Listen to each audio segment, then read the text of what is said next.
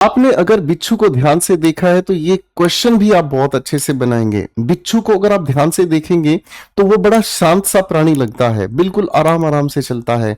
लेकिन अगर आप उसकी टेल को ध्यान से देखेंगे, उसकी पूंछ को अगर ध्यान से देखोगे तो वहीं पर है उसका डंक, जिसे हम इंग्लिश में कहते हैं स्टिंग।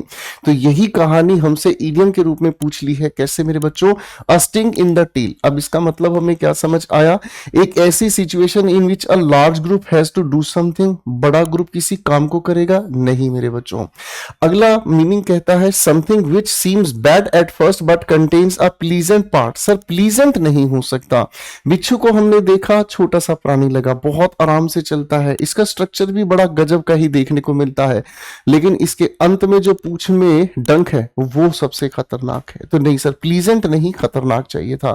टू इनिशिएट, किसी चीज को शुरू करना। A situation that is very complicated और प्रॉब्लमेटिक, कोई भी ऐसी सिचुएशन को शुरू करना जो प्रॉब्लमेटिक है। नहीं सर, बिल्कुल नहीं, शुरू ही नहीं करना था। आप कहेंगे एन अनएक्सपेक्टेड, टिपिकली अनप्लीजेंट और प्रॉब्लमेटिक एंड, अंत में। तो अंत जहां है वही इसका करेक्ट आंसर है। अब आप मुझे बताएंगे इसके मीनिंग में जो यहां लिखा हुआ हमारे सामने अनप्लीजेंट है, ये पार्ट्स ऑफ स्पीच के अनुसार कौन सा शब्द है?